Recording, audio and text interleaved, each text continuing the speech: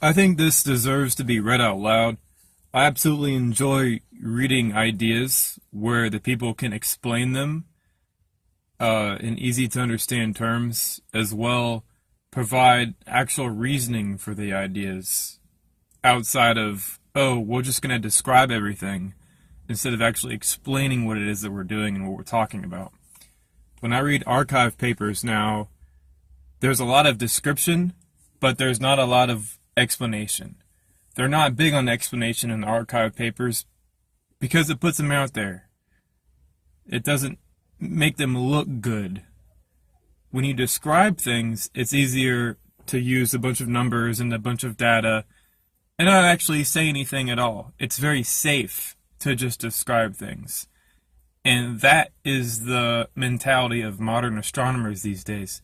They want to remain safe. They want to remain secure. They don't want to have their careers get upset by throwing an explanation out there that might not be true in the future. So, that being said, for this paper, I want to go ahead and read out all of, starting at page number 3, the missing link of Anthony J. Abruzzo's paper. This is great science writing, and I think this type of writing has a future. Not the archive writing, but this writing right here. Just listen. You don't have to, watch me, but just listen up, and I'll go ahead and read this out. I think it deserves to be read out loud. The missing link.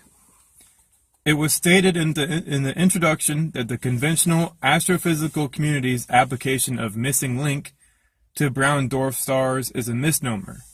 It will be recalled that this term originated in mid-19th century evolution discourse to denote a transitional intermediate life form that bridged the gap between a more primitive and a more advanced life form. However, it is no longer in use. Nonetheless, the central idea is simple enough. In general, a transitional life form exhibits some characteristics that are common in the more primitive life form and other characteristics that are common in the more advanced life form. We recognize in the term a sense of unbroken continuity in time, wherein three related life forms that share a common origin are linked to each other.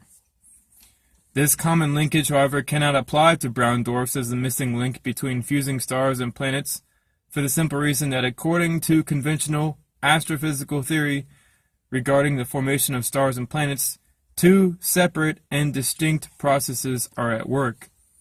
And whereas the process of formation is identical for both fusing stars and brown dwarf stars, the collapse of a cloud of gas and dust, such a process is not contemplated with respect to the formation of planets. Planets form from a secondary process of accretion subsequent to the primary formation of a stellar object. They are viewed as derivative byproducts of stellar evolution. In this sense, there is no linkage between stellar and planetary objects. Stars, both the fusing kind and brown dwarfs, and planets certainly share some common characteristics, but the mechanisms by which they form are not only quantitatively different, they are qualitatively different.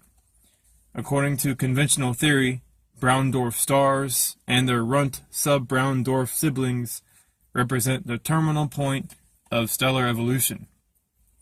Unless conventional theorists are prepared to reclassify gas giant planets as sub-brown dwarf stars, it makes little sense to view brown dwarf objects as the missing link between stars and planets. On the other hand, in the unlikely case that gas giants should be so reclassified, how, then, should the rocky terrestrial type planets be viewed? Would gas giants then become the missing link between brown dwarf stars and rocky planets like Earth? Would it then be logical to reclassify rocky planets as sub-brown dwarf stars? And without seeming facetious, would it be necessary to reclassify the dwarf planets according to the above scheme as well? And just, continue on with that, sub. One of the many obvious problems related to the missing link concept bears on the distinctively different physical constitutions of brown dwarf stars and gas giant planets. Conventional theory holds that, like regular fusing stars, brown dwarf stars are wholly gaseous, whereas gas giant planets have solid cores buried beneath their extensive gaseous envelopes. There is nothing startling in this distinction either. As has already been mentioned above, stars form in a process that entails the gravitational collapse of a cloud of gas and dust. Planets, on the other hand, form from the accretion of leftover material derived from a protostar. The misapplied concept of the missing link blurs the distinct line of demarcation that exists between these two classes of objects. If we hark back to the category of sub-brown dwarfs, whose theoretical masses, volumes, pressures, and densities are on par with Jupiter-like gas giant planets, the question that immediately rises is, how do sub-brown dwarf stars maintain their gaseous states while gas giant planets grow solid cores? Within the realm of conventional astrophysics, there is no reasonable explanation for this apparent anomaly. And on this it says a natural fit. While the missing link concept is an unnatural fit with respect to conventional stellar and planet formation theories, it is consistent within the framework of the transformation hypothesis. That's what he calls it. I call it stellar metamorphosis. Although an object that would fill the large gap in mass that existed between stars and planets was anticipated more than 40 years ago by Shiv Kumar, followed by the work of other theoretical astrophysicists, the subsequent discovery of brown dwarf and sub-brown dwarf stars has provided the empirical evidence that further strengthens the soundness of the transformation hypothesis. Let's take a break here. We found out that Alexander Oparin also realized this back in the 1920s, that there are stages of individual stellar evolution that fit between the Sun and the Earth. And, well, Jupiter-like planets as well. Not only does the brown dwarf class span the mass gap between fusing stars and gas giant planets, it also provides continuity with respect to age as well. Generally speaking, the transformation hypothesis requires that brown dwarfs be viewed as older objects than fusing stars, but younger than gas giant planets. And within the brown dwarf class, the so-called sub-brown dwarf stars are generally older than the larger variety of brown dwarf stars. It should be kept in mind, however, that this is an idealized scheme that posits, for the sake of exposition, a standard stellar object with physical characteristics similar to our own Sun. It is conceivable that some brown dwarfs may in fact be younger than some of the larger brown dwarfs, arising from variations that depart from the idealized standard solar model, since our understanding of these objects, and for that matter all other celestial objects, is still rudimentary. Our quest for more certain knowledge can only be satisfied by the continuing acquisition of unassailable empirical evidence. It is the generally held view that planets, whether they are members of the solar system or exoplanets, have solid cores. This belief is supported by conclusions drawn from the analysis of Earth and Moon seismic data. The existence of solid cores also forms the basis of the widely accepted accretion model for planet formation theory, particularly with respect to gas giant planets. In general, if the heavier materials of accreting protoplanets are of sufficient mass, they will continue to attract the lighter material that will subsequently form the large gaseous envelopes that distinguish them from smaller, rocky planets. Thus, the interpretation of empirical data appears to support the planet formation theory that is currently in vogue in conventional astrophysical circles. Like the conventional accretion hypothesis, the transformation hypothesis also recognizes that planets have solid cores. But it goes further than this species of the derivative hypothesis by pointing out that since brown dwarf objects actually do represent an earlier stage of stellar evolution, the missing link between fusing stars and gas giant planets, they must either already possess or in the process of forming solid cores. Needless to say, the possibility that core formation processes commence at even earlier stages of stellar evolution than the brown dwarf stage raises a fundamental question. pertaining to the presumed mechanism by which stellar energy is produced. They cannot be explored now.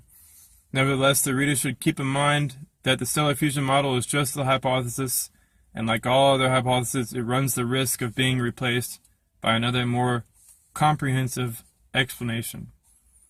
And then there's the conclusion. I'll read this out. Go ahead and finish it up. It is hoped that the foregoing analysis has provided the reader with an insight into the confusion that currently exists in conventional stellar and planet formation theories.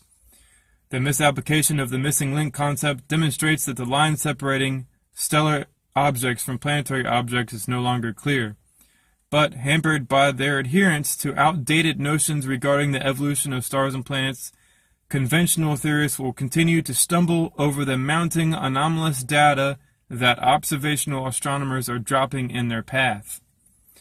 On the other hand, the missing link concept makes perfect sense within the context of the transformation hypothesis. The brown dwarf object is but one link in an evolutionary chain that extends from the hottest and heaviest stars to the coolest and lightest spherical dwarf planets. And I wanted to read this out so that people can see I'm not that crazy. There are other minds out there that have been working on this even before I made the discovery. And it makes a lot of sense. Only, as I've been finding out, making sense isn't really appreciated in conventional astrophysical communities, especially if it rails against what it is that they believe and what they were taught. And essentially it boils down to the not invented here kind of problem. Because you're not inside of those communities, you couldn't possibly have anything interesting to share, and it couldn't possibly be correct, and any evidence that you have sharing the idea is probably wrong or misapplied or doesn't really count, or some various excuse that they want to make. But as it turns out, Anthony Abruzzo, is spot on. He knows what he's fucking talking about. I just wish that there could be more people that write stuff like this out there, but there's very few, maybe 11 or 12 others that I know of. There should be thousands of people writing about this. The fact that they still teach nonsense like Big Bang and nebula hypothesis, even though it's been falsified many times over, I just don't understand. Alright, y'all. What is today? March 23rd.